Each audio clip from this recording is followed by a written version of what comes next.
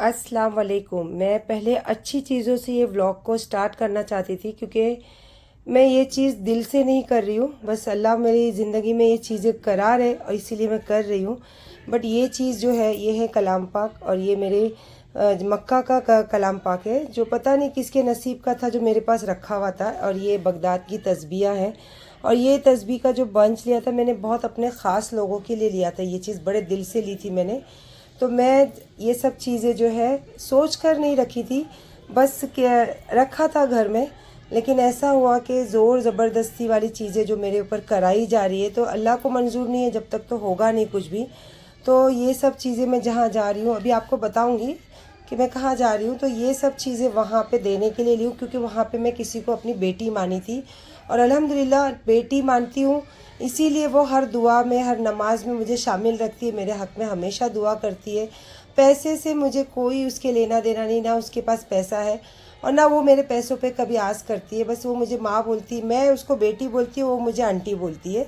तो ये चीज़ इसने, मैं बताती हूँ चलो आगे करके। और रहा ये मेरे पास कुछ चीज़ें थी जो अयूब की लास्ट बची हुई थी चीज़ें। ये देख रहे हो आप, सारी चीज़ें बहुत पहले ही मैंने इसको पैक करके अंदर रख चुकी थी। और जैसे कि आपने सोशल मीडिया पे बहुत बार सुना होगा कि मेरे पासपोर्ट, मेरे डॉक्यूमेंट्स, ये वो, तो जो है मेरे पास वो चीज़ें मैं यहाँ पे निकाली हूँ, क्योंकि मैं चाहती थी कि ये चीज़ें भी उस तक पहुँच जाए। तो अल्लाह मेरे हाथों से शायद ये पहुँचाना चाहते हैं, तो इसीलिए आज ये सारी चीज़ें मेरी निकली है। और ये मेरी बेटी को बहुत पसंद है ये ड्रेस, तो उसने बोली थी कि आंटी जब भी आप सेल करोगे ना तो ये मुझे देना। तो उसको पता नहीं है कि मैं उसको सरप्राइज़ में ये चीज़ें लेकर जा रही हूँ।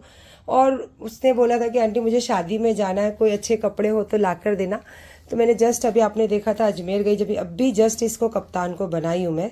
तो ठीक है ना, अब मैं पहनूँ, मेरी बेटी पहने तो कोई बात नहीं। तो ये मैंने कुछ कपड़े हैं, कुछ चीज़ें जो उसके लिए मेरे तरफ से निकाली हूँ।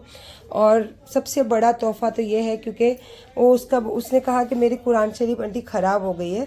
तो मैंने बोला चलिए तेरी माँ की तरफ से तेरे लिए तोहफ़ा है। अब मैंने जब खोल के देखी तो एक नहीं दो दो कलाम पाक रखे हुए अंदर। अल्हम्दुलिल्लाह अल्हम्दुलिल्लाह। तो मैं पहले तो आपको बता दूं कि मेरा बिल्कुल अभी दिल नहीं चाहता है सूरत जाने के लिए। और जैसे कि आप मेरा ये चेहरा देख के पढ़ लेते हो, पहचान लेते हो, तो मैं अंदर से बहुत ज़्यादा तकलीफ़ में रहती हूँ। वो इसलिए क्योंकि ना चाहते हुए भी मैं बहुत सारी चीज़ों में उलझी, किसी के प्यार के लिए, किसी को ज़िंदगी में अपना हमेशा रखने के लिए। तो खैर बहरहाल मैं तो सोचती हूँ कि अल्लाह की मर्ज़ी है, जो हुआ बहुत अच्छा हुआ। लेकिन मैं उस चीज़ों से कभी भी निकल नहीं पाऊंगी, क्योंकि वो चीज़ें जो है ना वो मेरे दिल पर चोट लगी है। क्योंकि आप जब कोई चीज़ नहीं करते हो और उसका खामियाजा आपके साथ साथ आपके बच्चों को भी भरना पड़ता है ना, तो तिल तिल आपकी आंखें तड़पती, आपका दिल तड़पता, पर आप कुछ नहीं बोल पाते, क्योंकि जो फैमिली की रिस्पॉन्सिबिलिटी आपके ऊपर रहती है ना, तो उसको फिर आपको पीछे रख के वो सब चीज़ों को आगे निभाना पड़ता है। तो वही दो ज़िंदगी में बच्चों के साथ जीती हूँ, बाप और माँ की। और बहरहाल आपको पता है मैं क्यों बोल रही हूँ, क्योंकि जैसे मैंने अयूब से बोला था कि मुझे बहुत सारी चीज़ें हुई थी ज़िंदगी में, तो मैं कोशिश करती थी कि उसको उस चीज़ों से संभाल लूँ, ढाल बनकर खड़ी रहो। तो उसके लिए मैंने बहुत सारे लोगों से दुश्मनी मोल ली, बहुत सारे मेरे पैसे खर्चा हो गए और बहुत जगह पे मैं बदनाम हो गई। तो भी मैं चाहती थी कि मैं ये रिश्ते में ज़िंदगी भर रहूँ, मरने तलक ये ज़िंदगी भर ये रिश्ता निभाऊँ। फिर लेकिन वो रिश्ता एक जन से नहीं निभता है, वो रिश्ते को निभाने के लिए दो जन की ज़रूरत होती है। तो जब एक जगह रिश्ता सच हो और एक जगह झूठ होना, तो वो ज़्यादा दिन नहीं टिकता है।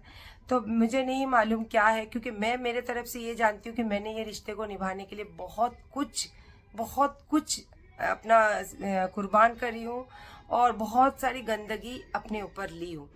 पर फिर मैंने तलाक की बात की, तो मुझे बोला मैं तलाक नहीं दूंगा। तो मैंने बोला ठीक है, मैंने खुला के लिए फिर कोशिश की। तो खुले में भी ऐसी ऐसी चीज़ें लिखकर काजी को दी गई कि वो चीज़ों से ये बताने की कोशिश की कि ये मेरी बीवी ही नहीं है। वो इसलिए क्योंकि एक नाम नाम अगर मैं चेंज करूँ तो पूरी दुनिया, पूरा मेरा काम धंधा, मेरा पूरा सब कुछ जो है वो मेरे नाम से ही चलता है, क्योंकि मेरी नाम ही मेरी पहचान है। और रहा सोशल मीडिया पे हो या मेरे शोहर के साथ, तो सारी दुनिया जानती है कि अयूब मेरे शोहर है। तो लेकिन वो बताने की किसी को कभी ज़रूरत ही नहीं पड़ी, पूरी दुनिया जानती है कि ये मेरे शोहर है।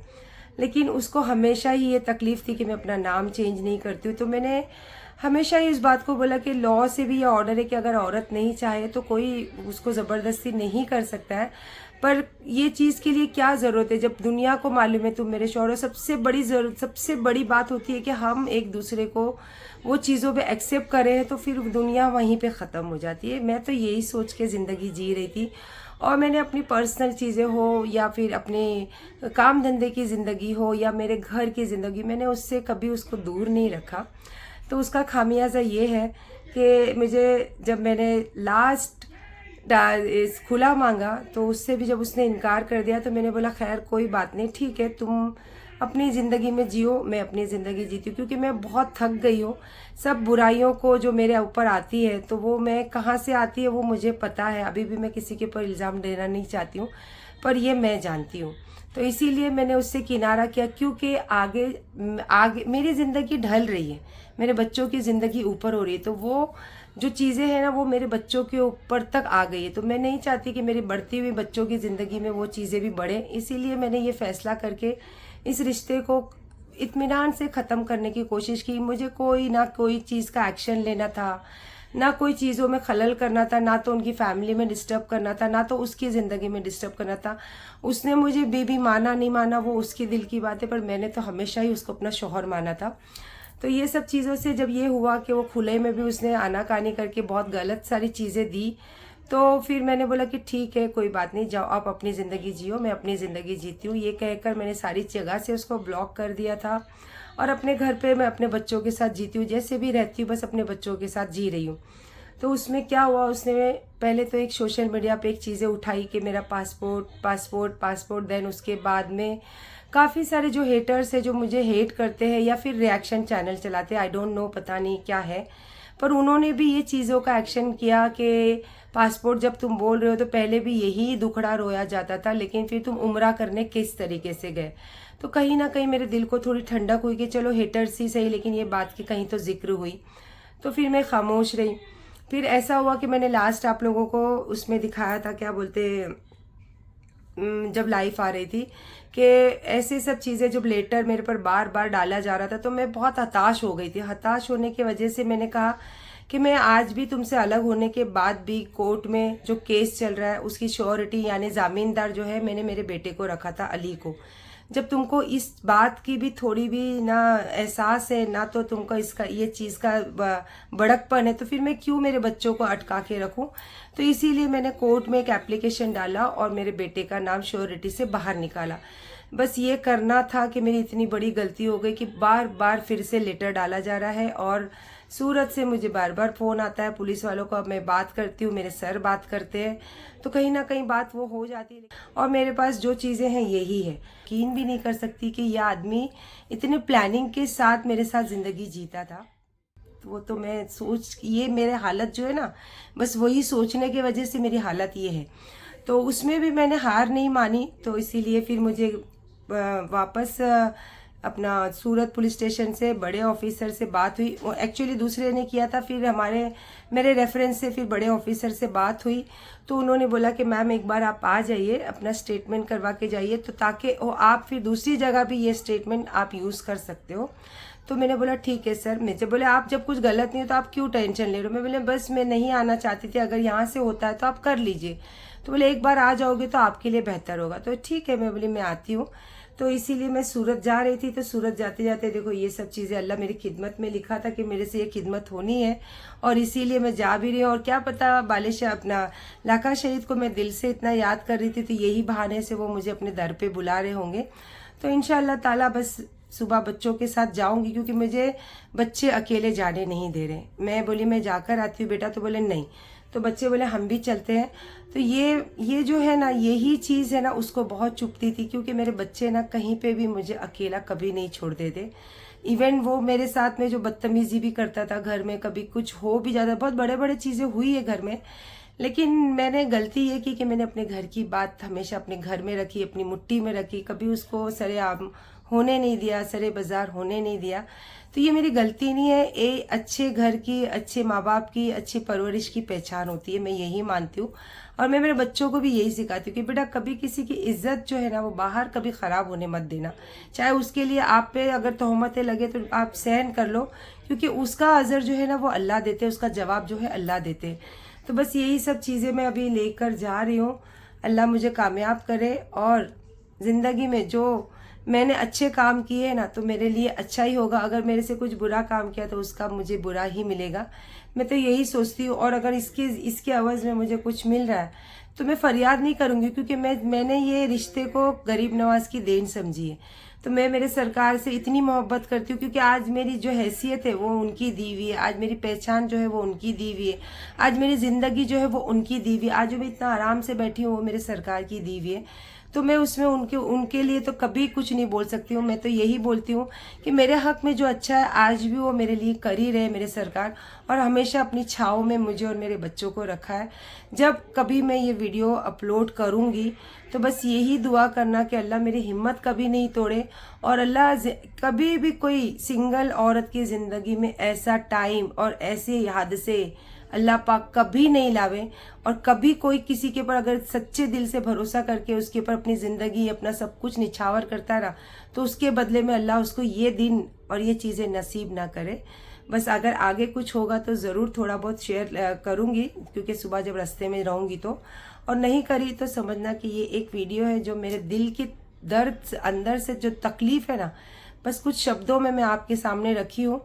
तो बस यही देना कि आप अपनी दुआओं में इतना ज़रूर करना कि अल्लाह पाक बस मेरी हयाती रखे कि मेरे बच्चे कामयाब होने तक, क्योंकि ये टेंशन से मैं बहुत ज़्यादा वीक हो गई हूँ, बहुत ज़्यादा मैं टेंशन में रहती हूँ और मुझे कुछ अच्छा नहीं लगता। वो इसलिए क्योंकि मैंने एक चाहत रखी थी, एक बुढ़ापे के लिए एक आसरा ढूंढा था, और उसके बदले में इतना कुछ मेरे साथ और मेरे बच्चों के साथ हो गया। तो वो सोच सोच के तिल तिल मेरे दिल को तकलीफ़ होते रहती है। और इससे ज़्यादा मैं नहीं बोलूँगी, नहीं तो फिर कुछ और चीज़ें आंसू आंसू बह जाएगी तो लोग बोलेंगे कि सिंपैथी लेती है या फिर लोगों को दिखाना करती है। वो मैं नहीं दिखाती हूँ, वो मैं बस मेरे अल्लाह को दिखाती हूँ। और बहुत ज़्यादा जब तकलीफ़ में आती हूँ ना तो उस टाइम आंसू नहीं रुकते, तो कभी आपके सामने वो दिख जाते हैं। तो बस दुआओं में याद रखिए, और इंशाल्लाह बस मेरा सफ़र आसान हो। जब मेरा ये वीडियो आए तो शायद मैं जाकर आ गई होंगी, तो बस आने के बाद या फिर कुछ रास्ते में मुझे लगा तो आप लोगों के साथ ज़रूर शेयर करूँगी। बहुत पहले आप लोगों ने यहाँ पे मेरा वीडियो देखे होंगे, जब मैं सूरत अक्सर आया जाया करती थी ना, तो यहाँ ये वाला जो है ना बहुत अच्छा इन लोगों ने एक नया रेस्टोरेंट बाजू में बना है। वैसे तो हम बाहर बैठते थे, लेकिन आज सोचे नया है तो यहीं पे नाश्ता कर लेते, लेकिन वो बोले 11 बजे के बाद ये ओपन होगा, क्योंकि सफाई होती है यहाँ पहले। और माशाल्लाह बहुत कॉन्सेप्ट बहुत अच्छा है वहाँ का। दोनों बेटे आए हैं मेरे साथ, और सुबह सुबह निकलने की वजह से क्या थोड़ी सी तबीयत सुस्त है, और चेहरा देख के भी आपको पता चल रहा होगा ना। तो पहले थोड़ा चाय पी लूँ, क्योंकि चाय भी नहीं पी हूँ। सुबह सुबह निकले और इतना ट्रैफिक रास्ते में, उसकी वजह से आई थिंक मुझे लगता है कि हमारे 2 घंटे बिगड़ गए। कहाँ है भाई कहाँ है? बुला ले। चलिए मैं पहुँच गई मदनपुरा पुलिस स्टेशन, और जो भी मेरे पास सामान है वो सब लेके, क्योंकि मैं फालतू झमेले में पढ़ना नहीं चाहती थी, पर यहाँ आने के बाद बहुत सारी चीज़ें मुझे पता चली है। तो इंशाल्लाह पहले यहाँ का सारी चीज़ों से फारिग हूँ, फिर करती हूँ आगे बात। सुबह 5 बजे घर से निकले थे, अब पूरी हो गई रात, और अभी जाके शाम को प्रोसेस वहाँ कंप्लीट हुआ। जो मेरे पास सामान था मैंने सब चीज़ दे दिया है। उसके बाद भी बहुत सारे एलिगेशन है, तो इंशाल्लाह बॉम्बे आके सब करूँगी जो भी मुझे करना रहेगा। बच्चे भी सुबह से परेशान हैं, ना हमने खाना खाया ना पानी पे। बस एक ही अपने दिल की बात बोलना चाहूँगी, ज़िंदगी में कभी गरीब आदमी और सीधा आदमी समझ के अपनी लाइफ में जगह मत देना, ठीक है।